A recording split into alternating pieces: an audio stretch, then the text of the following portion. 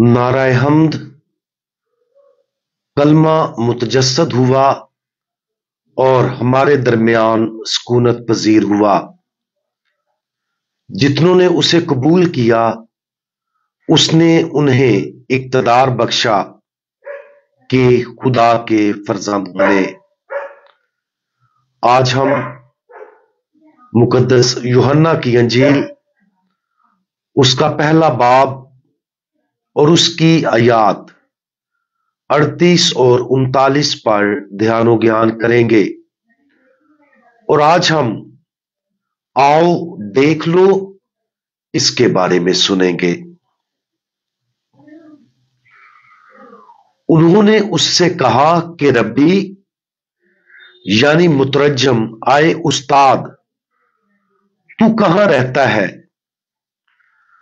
उसने उनसे कहा, आओ देख लोगे। बस वो आए और जहां वो रहता था देखा और उस रोज उसके साथ रहे।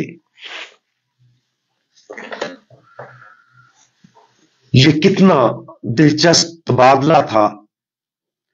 इंद्रियास यूहन्ना इस्तबागी के 2 शागिर्दों में से एक था, जिन्होंने यूहन्ना को यह कहते हुए सुना कि यीशु खुदा का बर्रा था।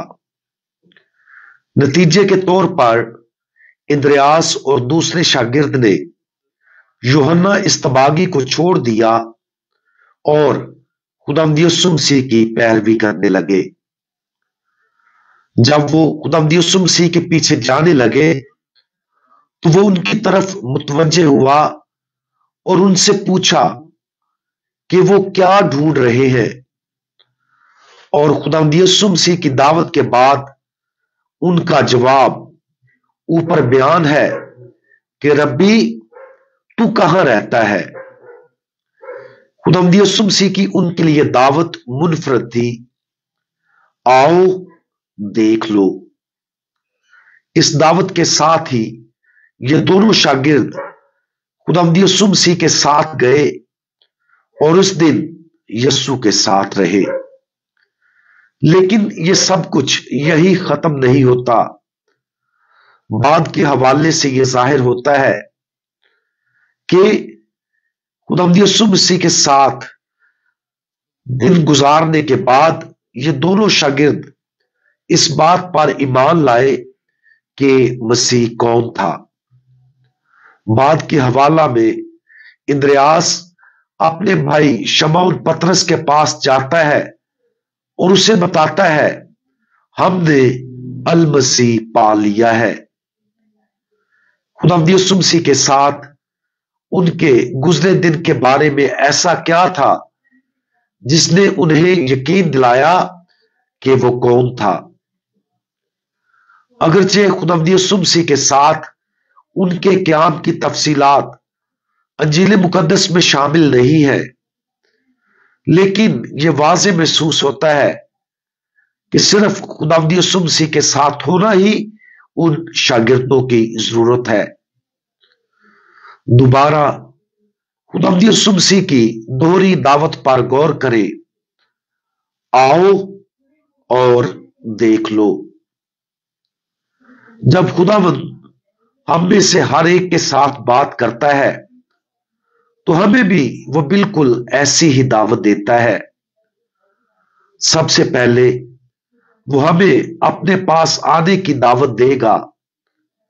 हमें उस जगह आना है जहां यीशु ठहरे हुए हैं। वो कहां है? वो दुआ की जगह पर मौजूद है। हमें खुदावंद यीशु मसीह की उसके पास आने की दावत को जाती दुआ के अंदरूनी सफर के जरिए सुनना चाहिए। वो हमें दावत देता है कि हम सिर्फ उसकी इलाही मौजूदगी में मौजूद हो, और जब हम उसके साथ मौजूद होंगे फिर हम अपनी रूह की गहराइयों में खुदावंद में आराम करेंगे। जब हम उसके पास आते और उसकी मौजूदगी में उसके साथ आराम करते हैं तो एक और चीज होगी, देख लो। हम उसे देखेंगे, उसे जानेंगे, उससे रूशनास होंगे और उस पर ईमान लाएंगे। सबसे पहले ये उसके कलाम से होता है, बिलाखिर ये एक दाखिली इल्हाम के जरिए होता है जिसे हम सिर्फ दुआ में ही हासिल कर सकते हैं।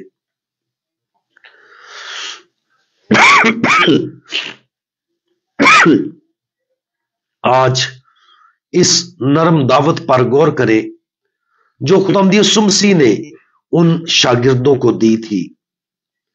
इन अल्फाज पर ऐसे गौर करें जैसे ये हमसे ही बोले गए हैं। शुरू में सिर्फ लफ्ज आओ पर गौर करने में वक्त गुजारें, इसे अपनी रूह में दाखिल होने दे, इन अल्फाज को अपनी जात का हिस्सा बनने दे। जान ले कि ये खुदावंद यीशु मसीह की तरफ से एक हकीकी और मोहब्बत भरी दावत है। इसके बाद देख लो के अल्फाज पर गौर करने में वक्त गुजारने की कोशिश करें। यह क्या है जो खुदा हमें दिखाना चाहता है?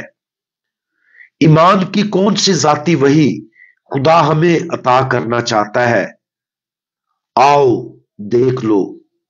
इन अल्फाज को अपनी जिंदगियां बदलने की इजाजत दे, उसी तरह जिस तरह इन अल्फाज ने खुदावंद यीशु मसीह के पहले शागिर्दों की जिंदगियों को बदल दिया था। हम दुआ मांगे। खुदावंद, आप हमें अपने पास आने, साथ रहने और अपनी इलाही मौजूदगी में बैठने की दावत देते रहते हैं।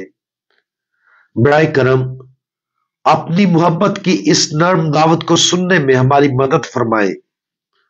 बराए करम आपको देखने, आपको जानने और आपसे ज्यादा मोहब्बत करने के लिए हमारी रूहों की आंखें खोले, और जैसा कि हम आपको देखते हैं हमें फजल और ताकत अता फरमाए कि जहां भी आप हमें ले जाएं हम आपकी पैरवी करें।